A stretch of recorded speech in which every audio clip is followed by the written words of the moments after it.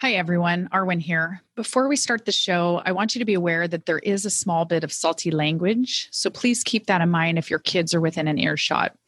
Also, halfway through the show, there were some microphone issues, but the show was too good to re-record. It's just the quality is a bit less than I would like it to be, but you will enjoy the show. So I go right up to John after class and I'm like, hey, John, how do I become a venture capitalist? And he basically looks at me and goes, look, art girl, you are a glorified bookkeeper with an English degree. That's not going to happen. Welcome to She Handled It, a podcast dedicated to sharing empowering stories of women who have faced major adversity and how they overcame it. I'm your host, Arwen Becker. I'm a wife, mom, national speaker, author, entrepreneur, and athlete. But on my journey to these triumphs, I've battled many life-altering challenges. Thankfully, I found freedom when I realized I was not alone. I invite you to join me each week as I explore the inspirational stories of determined women who overcame life's toughest moments. Ultimately, how she handled it, and so can you.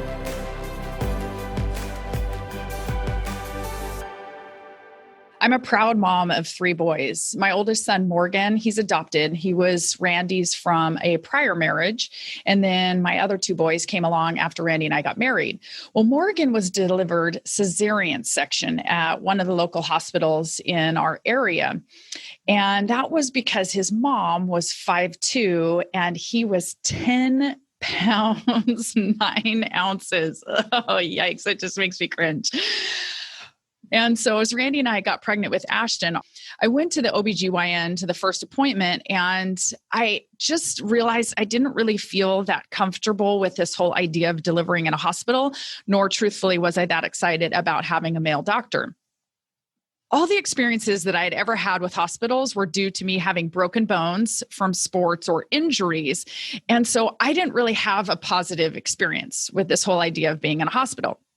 So to say that Randy was caught a little bit off guard because I wanted to deliver at home would pretty much be an understatement.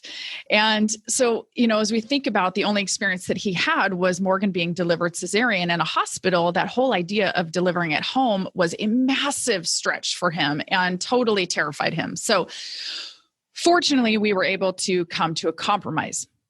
What we figured was we could deliver in a birthing center. So there was actually a birthing center just a couple of blocks away from one of the major hospitals in Kirkland. And it would give you the experience of delivering at home and kind of this home-like setting with a midwife, but also give him the peace of mind because it was so close to the hospital. And as I think back on that experience, it was so beautiful. I remember going in for my exams as I was leading up to, the months before having Ashton. And I loved it because it always alternated between 2 midwives. And I thought about all these horror stories that I had heard from people where they had gone to the same OBGYN over all these months leading up to their pregnancy or to delivery. And then at the time of delivery, the doctor was on vacation. So not only is it a terrifying experience to deliver a child for the first time, I just didn't want to have that uncertainty of not having my doctor there. So I'm just not really big on surprises. And so what we did is we alternated these appointments with my midwife and then the assistant that they were working with. And so on the night of delivery, when I went into labor, I called and it just was which one of them happened to be on call that night would come and deliver the baby. And so it just so happens that with Ashton, one of them delivered him. And then 2 years later, the other one delivered Easton at our home in Newcastle. And so I look back on that experience and this relationship of this true connection that I had with both these midwives and their female assistants. And Randy and I, we think about this time period just so positively because the whole experience was so low stress. It was so nurturing. And I just really think it was because this is what women have been doing across the globe for thousands of years. Talk about community support. I even was given the opportunity because I was, I guess what you would call a super producer of milk. And I was actually able to donate over a month's worth of breast milk to one of my midwives when she adopted a little boy 4 days after Ashton was born. So many women collectively came together that for first 8 months of his life, we had breast milk donated. And so he never had to end up using any formula. And I just saw as a mom, the power of women working to support one another and using these God-given talents of nurturing and caring for each other. Women are brilliant at doing this. And so is my guest today. Marcella is the CEO of Copy Harvest and the founder of the Titanides Mentoring Collective, an organization dedicated to promoting female entrepreneurs, marketers, and copywriters. As a copywriter, she currently works with some of the top direct companies in the industry. Her clients include the Motley Fool, Money Map Press, Metabolic Living, and more. Her copy has generated over 100 million in sales for financial trading services, alternative health supplements, and information products. In 2018, Marcella was awarded Copywriter of the Year by American Writers and Artists for her outstanding performance record and impact on copywriting industry, and is a prolific featured speaker at many, many industry events. Marcella is the co-author of Why Didn't Anyone Tell Me This Shit Before? A collection of wit and wisdom from women in business. Actually, a book that I have a story also featured in as well that's called A Man Is Not a Financial Plan. And as the founder of the Titanides Mentoring Collective, she mentors over 600 women and is dedicated to building a new arena where dynamic, creative women mentor, elevate, and support each other on the journey to success. Marcella and I met years ago when we were in a mastermind group learning how to be better speakers and tell our personal stories. And she made such an impression on me with her beautiful blue hair and this dynamic, vibrant attitude. I fell in love with this woman instantaneously, and I know you will as well. Marcella, I am so happy to have you on my show today. I am just thrilled to be here, Arwen. I love that we get to just keep this conversation going between us. I love the work that you're doing, and I love seeing how you are changing your industry for women, just as I'm trying to do the same for mine. It's just makes my whole day. Oh, well, I'm just thrilled because it's so neat. Some of the things that we're going to be talking about is how women continue to support one another. And you have been such a tremendous support to me over the last few years. So thank you. Oh, I'm glad to hear that. Before we jump into today's episode, you said that you had a couple of favorite songs that we do. Yes, we've got this ever-growing overcomer playlist. That's what I call it. I love it. Yeah. So why don't you tell us why you chose the couple that you had chose? Are you going to sing them for us? Oh, God, I don't know if I can do that. So I chose the classic anthem, two classic anthems that I think of, Respect by Aretha Franklin and 9 to 5 by one of my favorites, Dolly Parton. And I picked them not only because just I love the songs and I think they're great empowerment anthems, but also because both Aretha Franklin and Dolly Parton are very savvy, smart businesswomen. And I didn't know until she passed away the story about Aretha Franklin demanding to be paid in cash before she would sing, because she knew that her contemporaries, men at that time, and especially African Americans, Black women and Black men, were being ripped off by the industry. So she knew better, right, than to trust that they were going to pay her afterwards. So she would not start singing until they paid her, and she demanded it was in cash, so she didn't have to worry about the check clearing. And so they said she would put it in her handbag, this like clutch. And if you go back and you look at the footage, you see her whomp that thing down on the top of the piano, right? Because it had like, $5,000, right, in cash or more in it. She'd whomp that thing down on the top of the piano, sit down and play. And the other reason I picked Respect is that a couple of years ago, I was speaking at a conference in my industry. It was mostly men, probably all men on the stage at that point. And I was about to go up and join them for sort of a panel discussion. And I was going to speak on finance. And the person running the AV equipment, lovely guy in the back, to me, hey, do you have a song you want me to play when you go up? And I said, nah, surprise me. So as I get out of my seat and they introduce me and I'm starting to walk up and all these men are sitting on the stage, when they're little captain's chairs waiting for me to join them, he plays Respect. So these guys are sitting there and all of a sudden blasting out of the speakers comes R-E-S-P-E-C-T.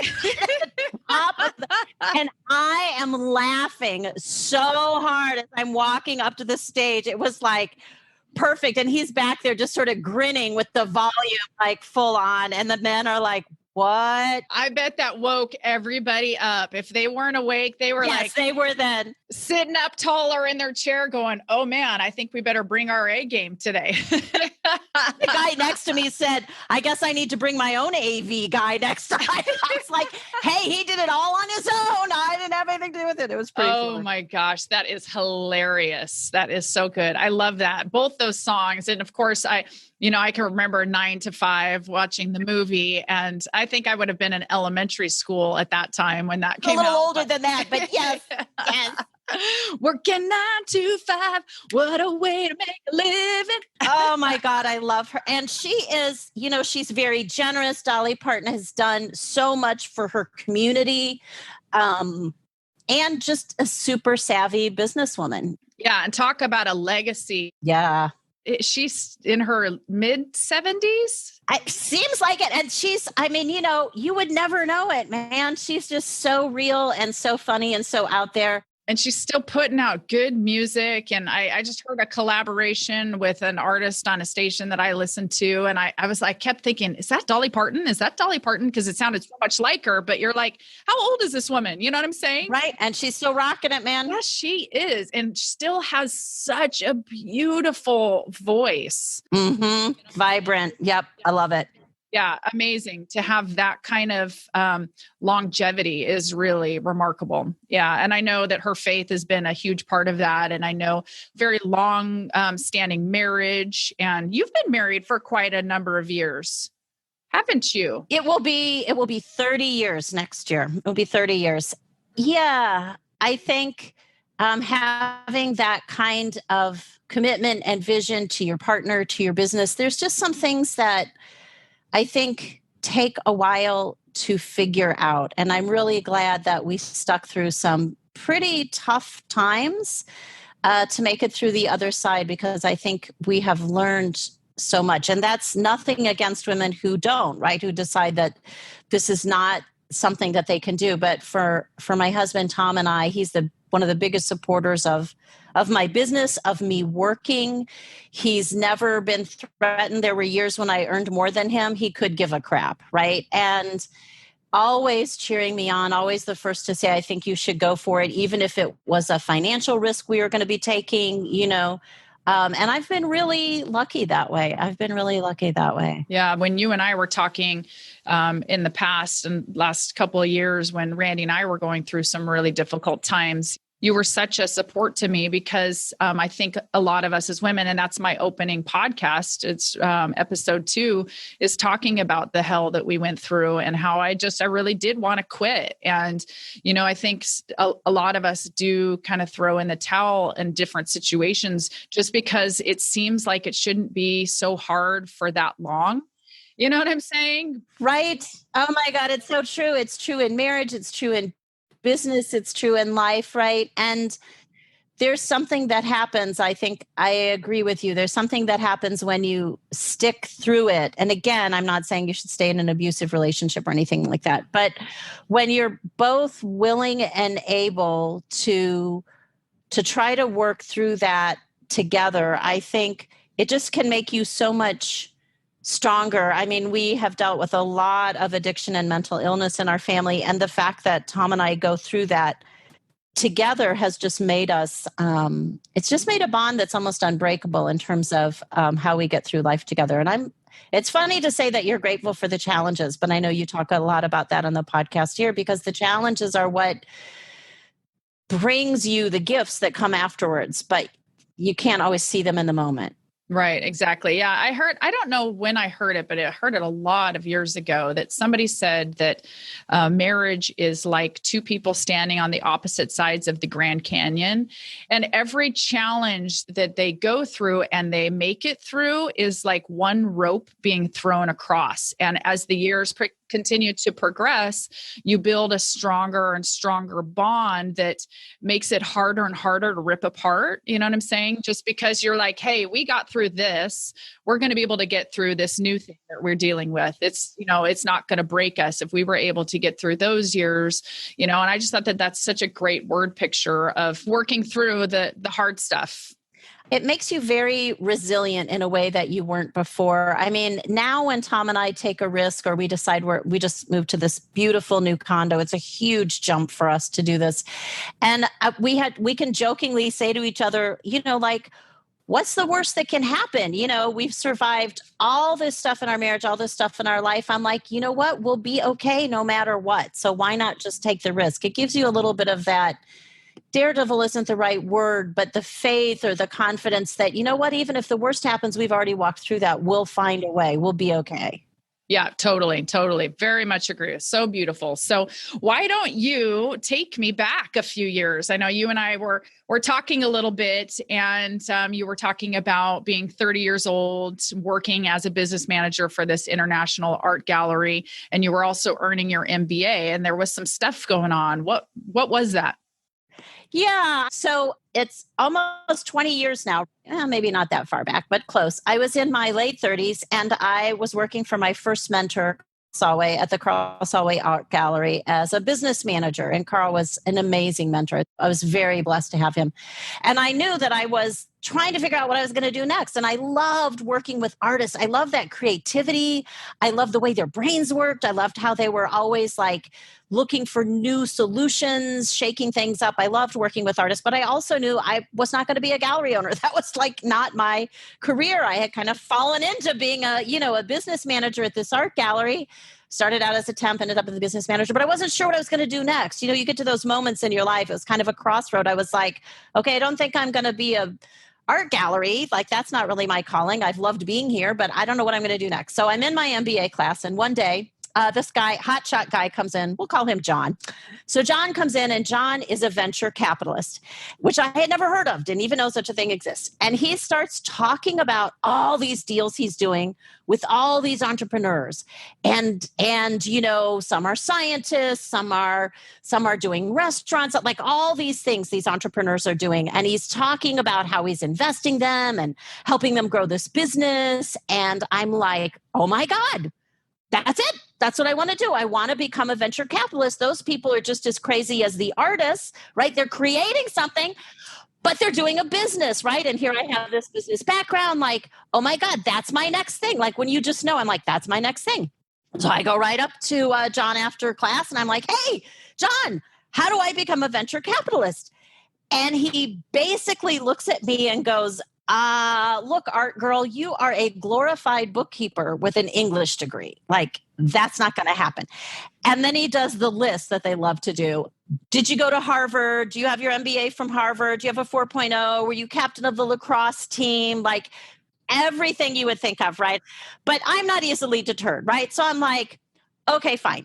And he says to me, and look, not only are these guys, brilliant, Harvard 4.0, whatever, but they're telling me they'll sweep my floors for free. They're offering to scrub the toilets just to get a chance, right, to learn how to be a venture capitalist. Yeah. But just for a quick second, when he said that to you, did you instantly just brush it off? Yeah. It's funny because usually I would be more of the like shock, kind of shut down person. But in that moment, for whatever reason, I think maybe because I was just so excited and I just heard him talk and I was like, this is what I want to do. My reaction was more like, fine, I'll sweep your floors. And then I was like, well, I went to the University of Chicago and, it is called the Harvard of the Midwest. Like, I just didn't stop, right? So I said, you need your floors swept and your bathroom, toilet scrubbed. Chances are I'm going to do it better than those guys anyway. So here's my information, right? I'm like, those guys never cleaned a toilet in their life. Let's be serious, right? So he's like, okay, right? So I then I'm like, all right, so now I'm on a mission, right? Because there's nothing like a guy saying, aren't you cute little English major art girl? That's not for you, to make me go, oh, really? Watch this. So I'm like, many times, because I've had crazy careers in my life, whenever I go to change a career, I have a thing that I do, which is I reach out to everybody I know and I say, hey, do you know somebody who does this thing? And would they mind if I just interviewed them and talked to them about what they do? So I'm not asking for a job. I'm not saying, would you pass my resume? I'm just saying, hey, do you know someone? So I immediately tell everyone I know, hey, I think I want to be a venture capitalist. Do any of you know anyone in venture capital that I could talk to? And, I have friends who are bankers, right? My dad's like, oh, I think I know somebody at this company you could talk. Like, people are starting to say, oh, you could talk to this person, you could talk to this person. And at that time, a woman in my feminist creative writing class, Women Writing for Change was the name of the class, comes up to me, because I'm like, I'm telling everybody, right? And she goes, oh, by the way, I'm the head of research for a venture capital firm. Now, she's never written about this in class, right? I have no idea. I'm like, shut the hell up. She's like, yeah, I'm the head of research for a venture capital firm. My girlfriend, friend, right, is in charge of the finance department. Would you like to interview her? She does all the financial analysis. And I'm like, yes, would you ask her? She goes, yeah, I'll ask her. So she emails her and says, yeah, Karen says she'd be happy to talk to you. So I'm like, oh my God. So I go and I meet with Karen. And this is where I love the women helping women, right? Because Karen goes, well, how good are you with Excel? And I said, well, I've had to learn Microsoft Excel because I'm in this MBA program. And yes, I know. She goes, well, I'm swamped and I need help building these financial models, right, that we're using to do due diligence on these companies. Would you like to start doing this just part-time as a freelancer to help me out? And I said, yes, right? So she hires me and I just start building spreadsheets basically until my eyes bleed on the side and earning more than I'm earning per hour at the art gallery. And of course, I'm learning all about how she's looking at investments while I'm building cell after cell after cell to make these spreadsheets work. And she's paying me, right? Like, I'm not sweeping her floors for free. She's actually paying me, right, to do this. And then out of the blue, like a month after I was in the class, maybe more, I get an email from John at his, Blue Ventures or whatever it was. And he says, hey, so I've got this placement memorandum and I wondered if you could review it for us. And right, from the financial world, it's this massive document, right, for their next fund that they're raising, because they go in order, right? VC world, fund 1, fund 2, fund 3. So basically the dude remembers I'm an English major, that I offered to do anything for free, and thinks he's going to get a bunch of editing for free. Meanwhile, Karen over at Medical Ventures, right, is paying me, right, cash and teaching me, right? There's a world of difference right there. Okay. But again, I'm like, okay, fine. Sounds great. I offered to clean toilets, right? Editing a placement memorandum is a lot better than cleaning toilets. So I say yes. So he gives me this placement memorandum. So there's like funds all over this document, right? But they keep just saying things like the fund. And I can't figure out if it's fund 1, fund 2, fund 3, fund 30, right? Like, I am all confused halfway through, right? So I'm having lunch with another girlfriend of mine who is a Latin scholar. And I'm sort of venting. I'm like, and she's an amazing editor. And of course, the funny thing is, John doesn't know that while I'm an English major, I'm a terrible editor. But I'm trying to solve this, right? I'm like, okay, I'm going to fix this. So I'm venting to her. I'm like, I don't know what to do. And she says, I kid you not, without dropping a beat, she says, oh, that's an indeterminate antecedent. And I'm like, that's a who? She goes, that's an indeterminate antecedent. She goes, if someone says she walked the dog, but there were 2 women referred to in the sentence before, and you're like, who walked the dog, Eleanor or Betty, right? Because you can't tell, right? She goes, indeterminate antecedent. I'm like, oh, that's brilliant. I'm going to use that. So I go through the document. I fix all these funds so that you can actually understand what the hell they're talking about. And in the cover memorandum, I say, dear John, I believe you had a problem with your indeterminate antecedents. I have fixed this for you, right? And I send it back to him. And he is so blown away at this point, right, that he asked me if I want to come in for an interview. I'm like, sure, why not? So he has me come in for an interview. And it is sort of like a continuation of that moment in class. He wants to know if I was captain of any team. I said, actually, I water ski. It's a solo sport. He's like, did you play lacrosse? Did you, right? So he wants to know, was I the captain of the team? He still hasn't quite adjusted his mind that the University of Chicago was not Harvard, despite it being like, I'm sorry, Obama, right? Like, come on, give me a break. Then he wants to know, how many children do I have? Which is fine, illegal, but fine. I was going to say, that's not legal in an interview. Okay. Oh, it gets better. Then he wants to know who picks them up from school. Then he wants to know what happens if I have to work late, who picks them up for school. Then he wants to know, what does my husband do? Then he wants to know what happens if I'm sick. Like, we're like 5 minutes into this, and like I've got the warning bells are like right flashing overhead. Okay. Right after that, Karen at the medical startup calls me up and says, hey, good news. There's an opening in my department for an analyst. Would you like to interview? So I'm cracking up because now, of course, John, who has said little art girl English major will never have an interview. I've got 2 interviews, right? I got the one that I just did with John. So Kelly, the Latin scholar, comes up with indeterminate antecedent and helps me impress him, right? And my girlfriend, Carol, who's in the feminist writing class with me, says, oh, by the way, I'm a librarian for a venture capital fund. Let me introduce you to Karen, right? None of them with degrees from Harvard, none of them in the old boy network, right? It's all the old girl network. So at this point, Karen does what an amazing mentor would do, which is she sits me down. She's like, here's what's going to happen. You're going to be interviewed by 5 male partners and 1 woman. And you're going to have to do an hour each. They're going to make you do it all in a day. They're going to try to stress you out. She like told me everything that was going to happen, right? So I was completely prepared when I went in. Wow, that's so gracious of her to do that, by the way. Oh my God, right? But that's what has to happen, right? Like that's how the old girl network works, right? Well, like she's telling me the stuff that I need to know. Like, here's what's going to happen. I remember she said to me, look, this guy, he loves to do stress interviews. He's going to try to insult you. He's going to try to rattle you. So when I went in and he said something about my dress being hideous, I mean, literally, like I burst out laughing and he looked at me and I said, Steve, 1, I know you. I've been helping build spreadsheets for you for a month. And 2, I already knew you were going to do a stress interview. So try something else. And he just cracked up, right? He just cracked up. I'm like, yeah. So, oh my God, these people are crazy. So now I have a decision to make, right? And John's firm is very high profile. It does a lot of deals, right? He's very charismatic. It sounds very cool and exciting. And I love the companies they're working with.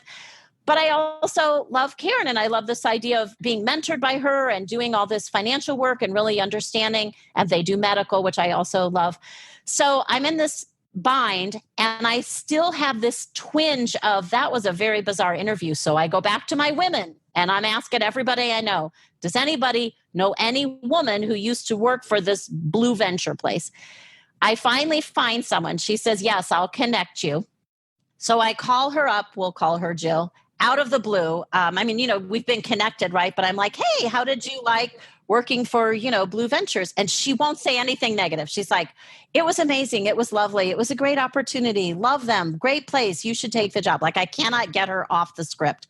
And finally, I'm like, okay, somebody's going to have to take the first risk, right? So I'm like, Jill, let me tell you the kinds of questions I was asked during my interview.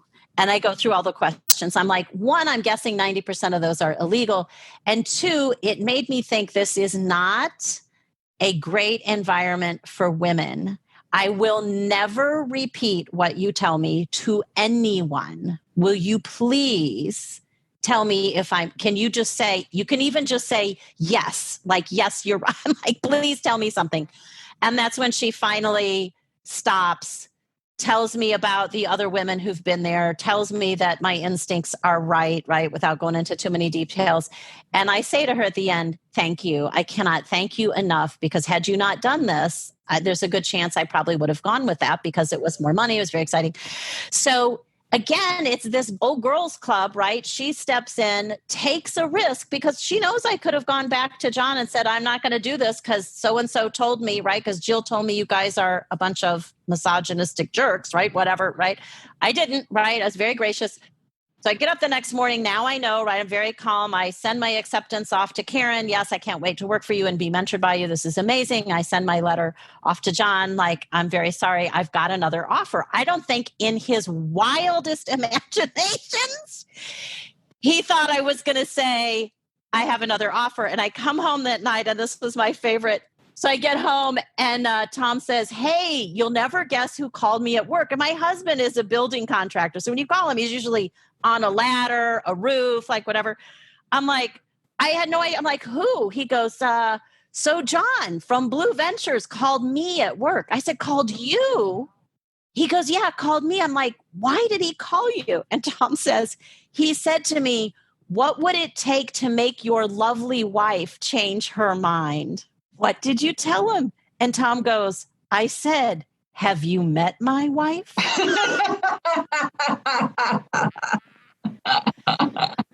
Which was so perfect. So perfect. Oh my goodness. Man. It was a wild ride. Just the thought that they called Tom. I can't believe that. Oh my God. The thing that I hear more than anything about what you're saying, Marcella, that for me is just such an important piece of this entire story, and it's a through line throughout the whole thing, is the amount of questions you were willing to ask of other people and connecting and saying, you don't have to do me a big favor. I just want to know, does anybody know anyone who is in this industry or who works for this company? And I think especially with that woman that you did have to kind of dig a little bit, she wanted to, but she was so fearful that it could come back to bite her, right? But you were willing to ask. And that is huge. Yes. Do your due diligence. I mean, to me, that is one of the, especially when you're making a big decision like this, right? Like, yes, it's fine. I mean, I'm not saying that you shouldn't pray about it and think about it and do your own research and make your own list. Absolutely, you do all that. But you also have to get out of your own way and ask, because you're right. So many people won't bother to do that step, right? Or they take the first recommendation that comes their way when it might not be the best fit for them. Right. And a lot of times they do, especially for women. I mean, we really do have an amazing gift of women's intuition. Absolutely. Don't ignore it. I think also not falling in love with the shiny object or the thing, because Blue Ventures, right, was this amazing big name firm, right? They had a reputation far beyond where they were based here in the Midwest. They were connected with lots of great people, right? So on the surface, right, you're like, that's the thing I should want, right? That's the bigger thing, the more prominent thing, the more famous. That's the one that I should want, right? And then we convince ourselves that's what I should do, either by telling ourselves, because if I don't, right, this other thing is lesser, or whatever story we make up. But the truth is, it has to be right for you, right? It has to be right for you, not just because someone else says this is the big shiny object in the gold ring that you should want to go after. Right. And that also comes down to ego. You have to know what's right for you. Yes. Ego, we all fall prey to that, where we make the decision based on what strokes our ego a little bit more. And then we look back, whether it's 6 months or 2 years or 5 years or 10 years, and we go, gosh, why did I make that decision? I knew that I was selling myself short. I knew it wasn't the best place for me long term. I knew that I didn't really like the culture in any sentence there, right? I knew that the company wasn't it didn't have the same mission that I did, whatever, but I got a great title, or I got a great office, or, I got to prove to the good old boys club and basically just give them the middle finger and go, yeah, you didn't think the little art girl could do it, so let me just prove to you I can, and then be miserable. You know what I'm saying? Right. I know. I agree. I totally agree. And I think that for me, what helped me the most was knowing, not only doing my due diligence, but knowing I could reach out to women who got me, who understood me, right? And that they would also help me know what was best for me, right? Because they they weren't looking at it with only one lens, right? They weren't looking just at the prestige. They were also looking at fit and who I am and where they thought I would thrive. Right. Yeah, absolutely. No question about it. So when you look back on that whole experience and all the things that you learned from it, what would you say are 2 or 3 things that you really learned throughout that? So, well, one, the funniest one is, right, don't let any man tell you what you can and cannot do. So you never had a degree from Harvard, right? Don't have a penis, but managed 2 offers from 2 different venture capital funds. Yeah, I have my new shirt right now says, well, one of my new shirts says, underestimate me. That'll be fun. Yeah, right. Yeah, just go ahead and try, right? And then the second was the one that we've been talking about, right? Do your due diligence, make the phone calls. And it would be easy for me to say, I don't know anyone in venture capital. I didn't, right? But you know people who know people, right? And again, I just asked. Right.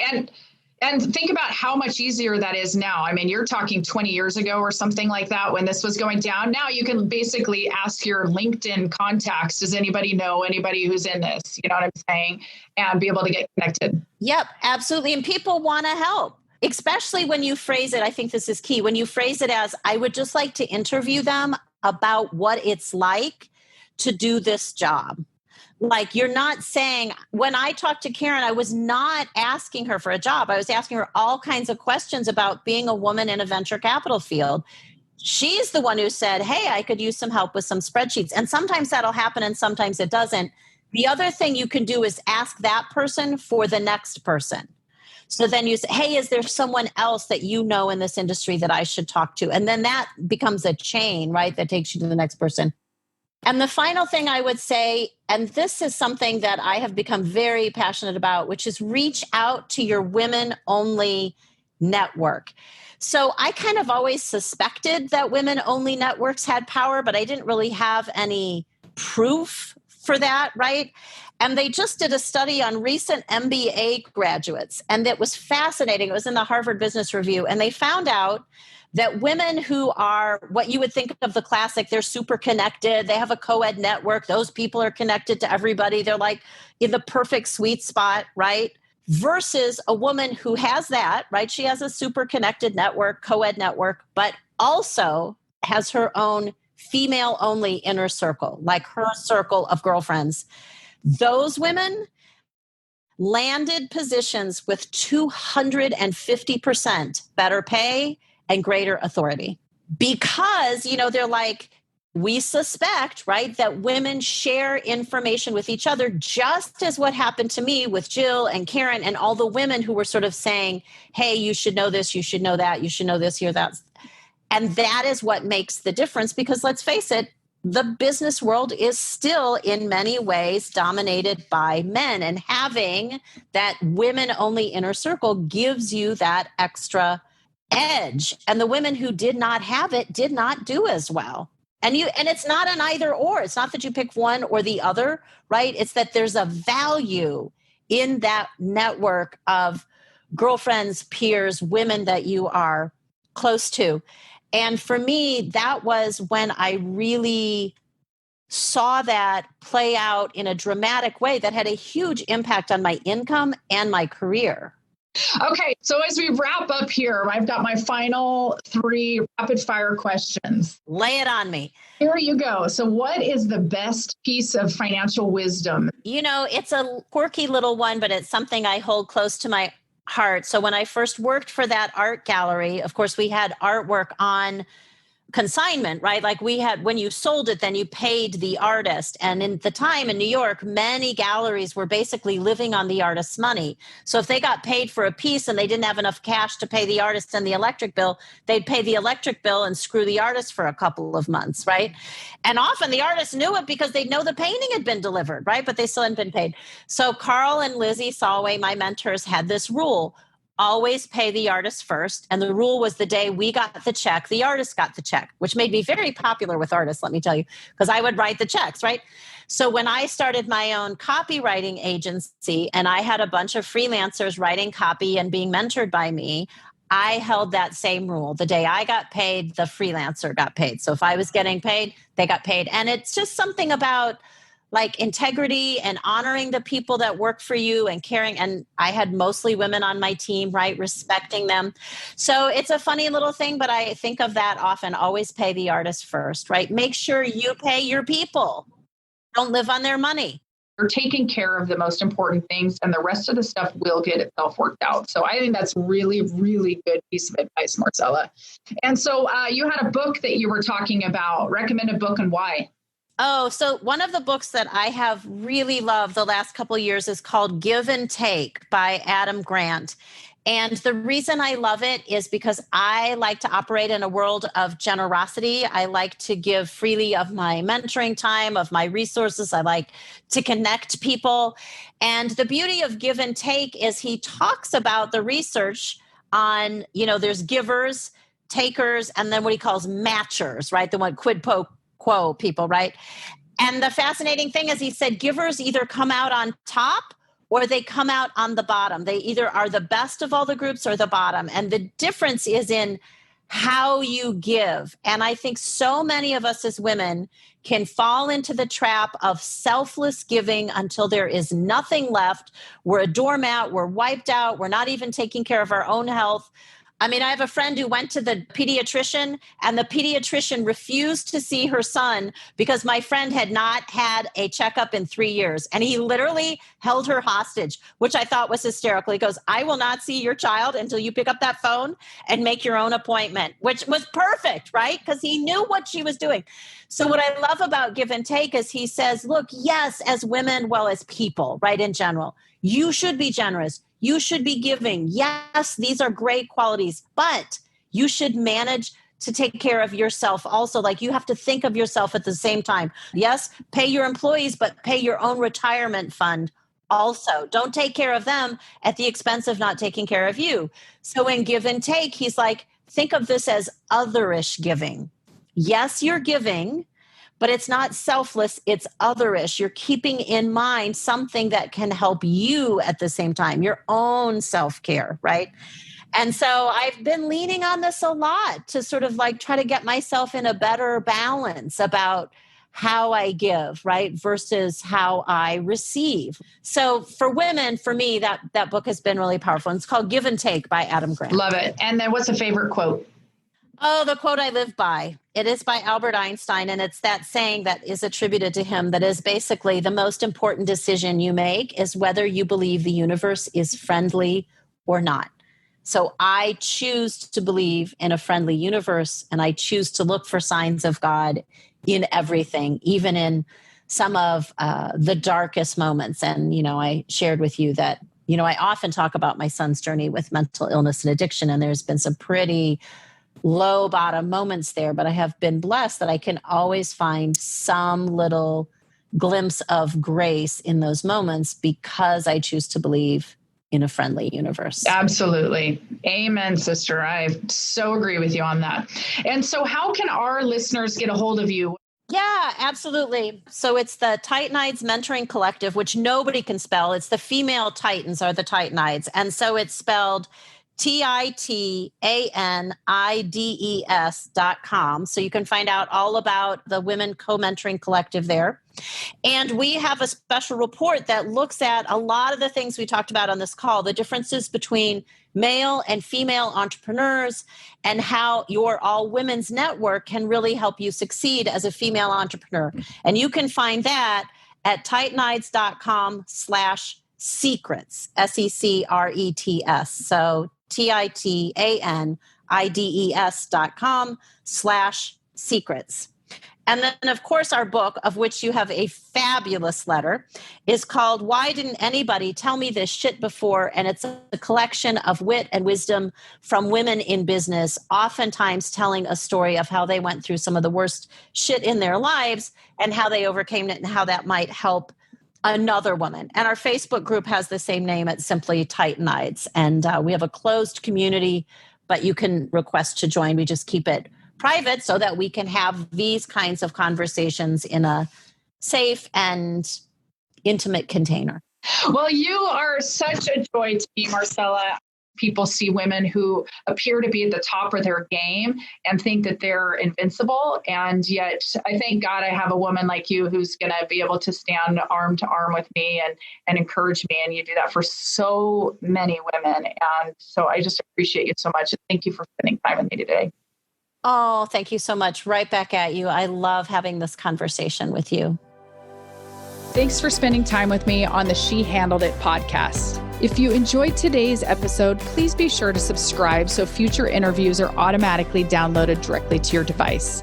And if you want access to the show notes, including links to all the resources mentioned, visit lifewitharwin.com/podcast. Thanks again for joining me. Now charge forth, because if she handled it, so can you.